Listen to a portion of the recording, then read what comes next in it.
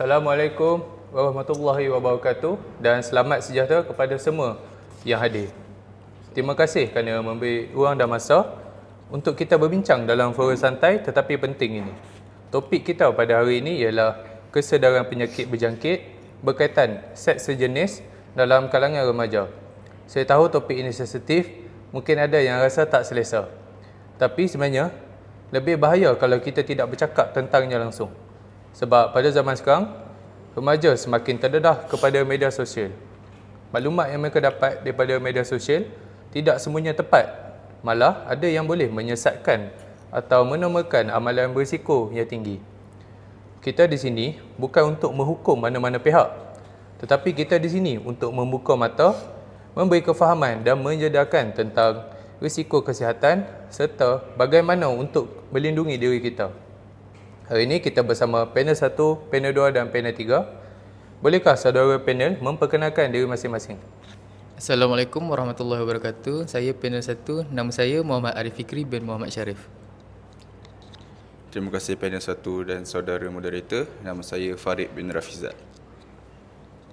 Assalamualaikum warahmatullahi wabarakatuh.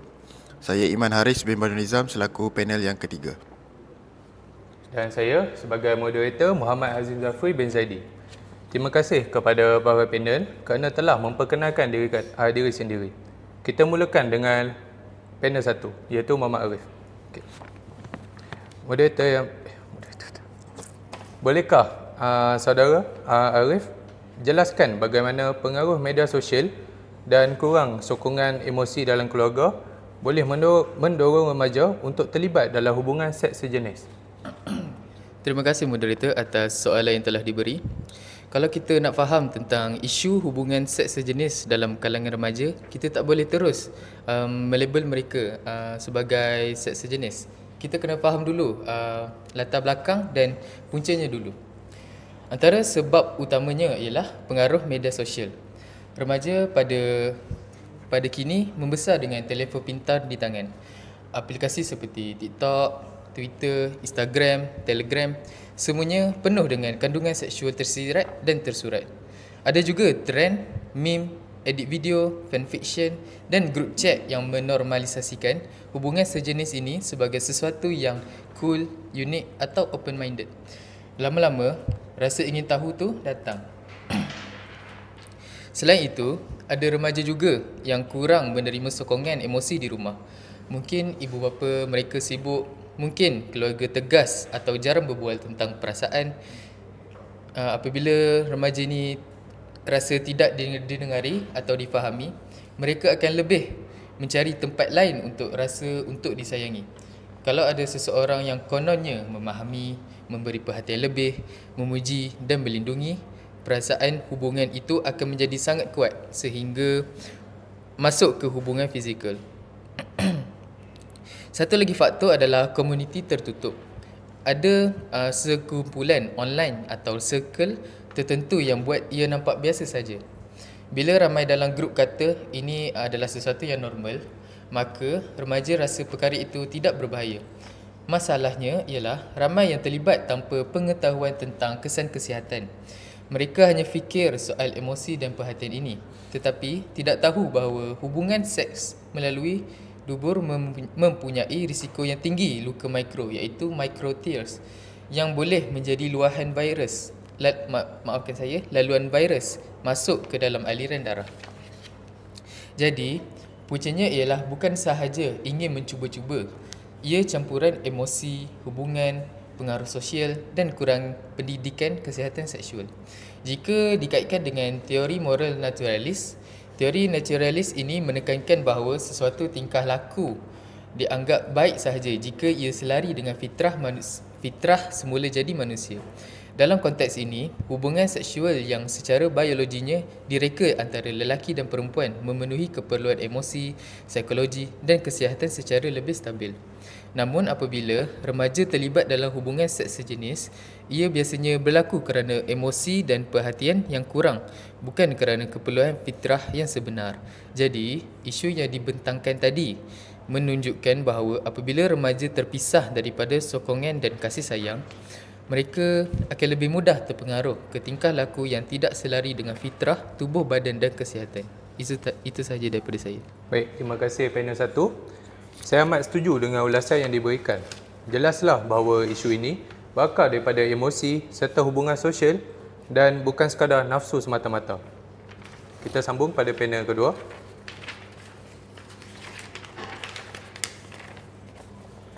Baiklah saudara Farid, apakah risiko kesihatan yang paling serius akibat hubungan seks melalui tubuh dan mengapa remaja sering memandang rendah bahaya ini? Okey, pertama sekali saya mengucapkan terima kasih kepada saudara moderator kerana memberi saya peluang untuk bercakap tentang isu ini. Jadi kita kembali kepada isu yang telah diberikan, iaitu risiko penyakit dan kesan. Seperti yang tahu, hubungan seks sejenis ini terutamanya lelaki dengan lelaki ataupun bahasa kini adalah gay, mempunyai risiko jangkitan yang lebih tinggi berbanding dengan hubungan seksual biasa. Ini bukan soal pandangan moral tapi telah terbukti oleh kajian perubatan. Dalam seks tubuh, tisu dalaman sangat tipis dan mudah luka. Walaupun kita ni tak nampak bila ada luka, tapi virus tu boleh masuk terus ke dalam saluran darah dan merebak ke seluruh tubuh badan. Antara penyakit yang boleh kita dapat daripada seksual sejenis terutamanya lelaki, yang pertama ialah penyakit HIV. Kesan daripada penyakit HIV ni ialah ia akan menyerang sistem imun kita dan menyebabkan kita ni mudah terjangkit dengan penyakit yang lain juga. Seterusnya adalah penyakit HPV, di mana boleh menyebabkan kanser tubuh. Seterusnya ialah sifilis. Seperti yang kita tahu, sifilis ni ialah penyakit yang akan berada pada penyakit kelamin. Kesan daripada penyakit sifilis ini ialah ia boleh merebak ke otak dan boleh merosakkan saraf, dan paling teruk boleh menyebabkan kematian. Yang terakhir adalah gonoria dan klamifida. Penyakit ini akan menyebabkan jangkitan berulang dan keradangan.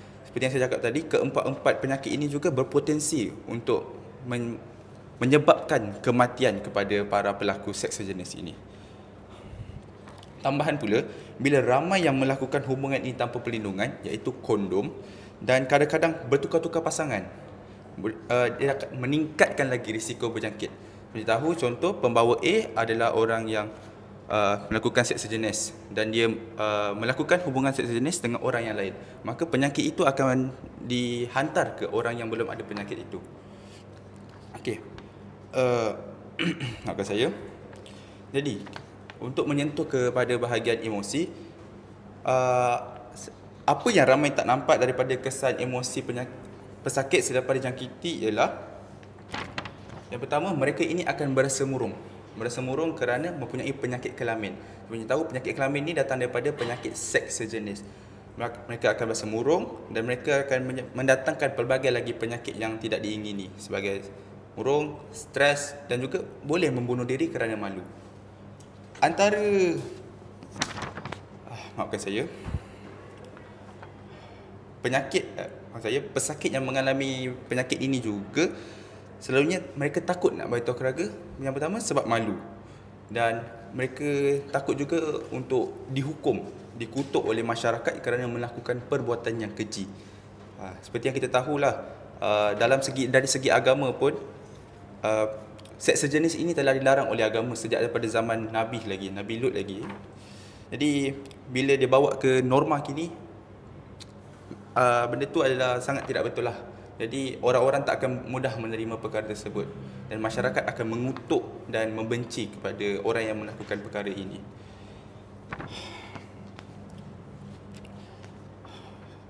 Satu lagi yang menyebabkan mereka ini lagi mudah sakit adalah kerana mereka malu juga untuk pergi menerima rawatan daripada doktor. Jadi kini saya akan kaitkan dengan teori moral emotivis. Emotivitis. Teori emotivitis inilah menjelaskan bahawa tindakan manusia ini sering didorong oleh perasaan, bukan akal.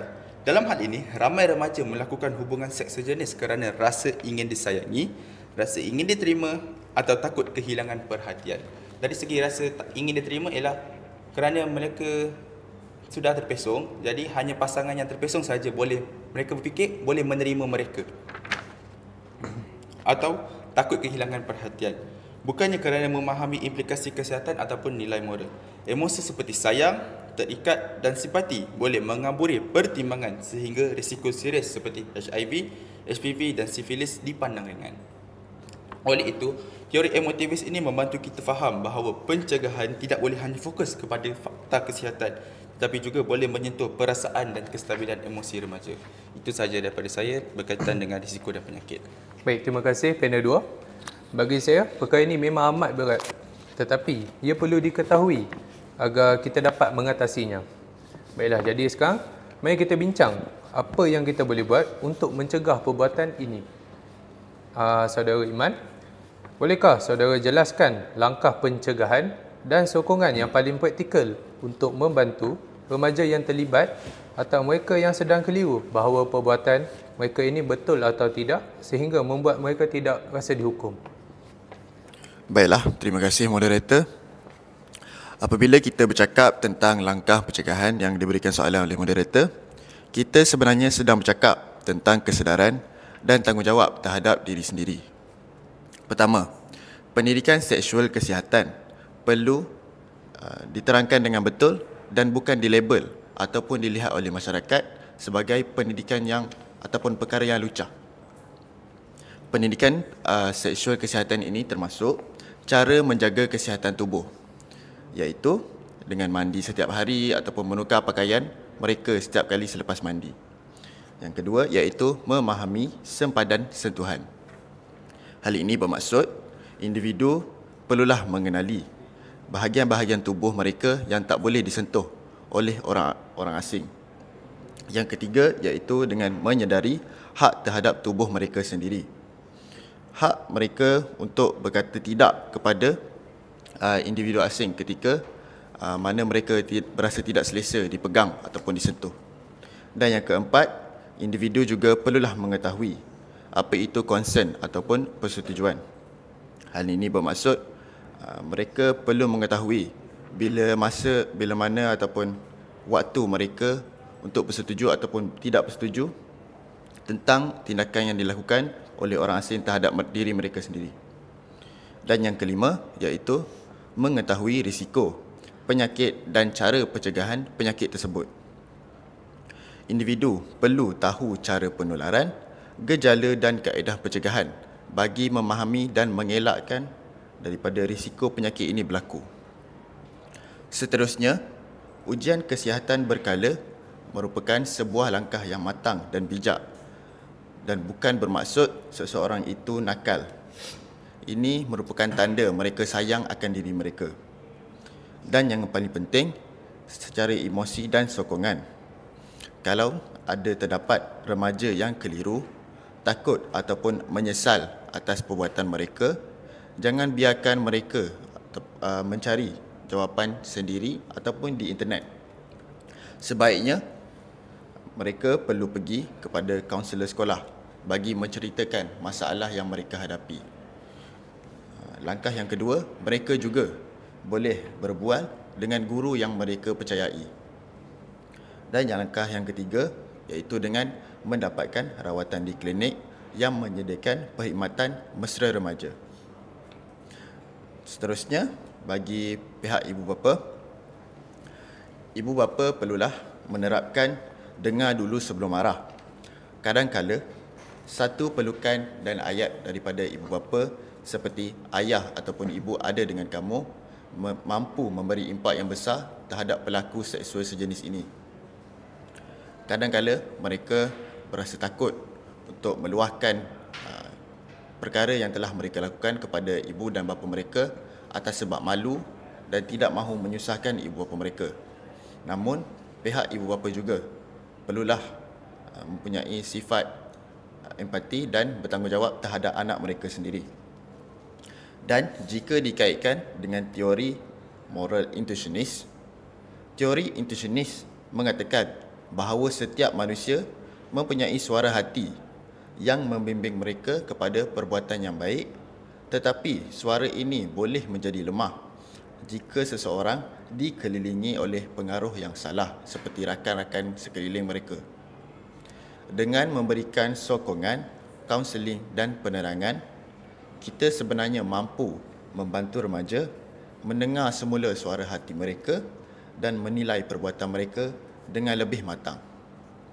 Selain itu, daripada sudut rasionalis, pencegahan perlulah disertai dengan penjelasan logik dan pengetahuan seperti penerangan tentang risiko kesihatan, cara pencegahan dan kepentingan sayangi diri sendiri. Apabila remaja diberikan fakta yang jelas, mereka mampu membuat keputusan berdasarkan pemikiran yang waras, bukan semata-mata mengikut emosi ataupun pengaruh rakan sekeliling. Itu sahaja dari saya. Baik, terima kasih panel 3 atas penjelasan yang sangat menyeluruh dan menyentuh hati tadi. Daripada huraian tadi, kita dapat lihat bahawa pencegahan dan sokongan kepada remaja ini bukan semata-mata tentang mengawal tingkah laku, tetapi ia juga tentang pendidikan, empati dan komunikasi yang berhemah.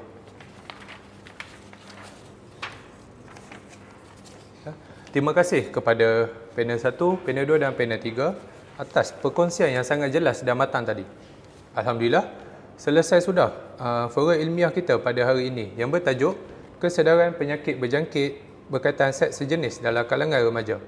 Kesimpulannya, isu seks sejenis bukan sekadar persoalan benar atau salah, tetapi ia adalah salah satu cerminan tentang bagaimana kita menilai manusia dengan kasih dan tanggungjawab moral. Moga forum ini membuka ruang kepada kita semua untuk berfikir dengan lebih matang, beretika dan berhikmah dalam mendepani cabaran moral pada masa kini. Terima kasih kepada barisan panel atas pandangan yang sangat bernilai dan kepada semua hadirin yang sudi bersama kami hingga ke akhir forum. Dengan lafaz Bismillahirrahmanirrahim, saya Muhammad Azim Zafri bin Zaidi menutup forum ilmiah ini. Sekian, terima kasih dan semoga kita semua terus menjadi pendidik yang berakhlak mulia.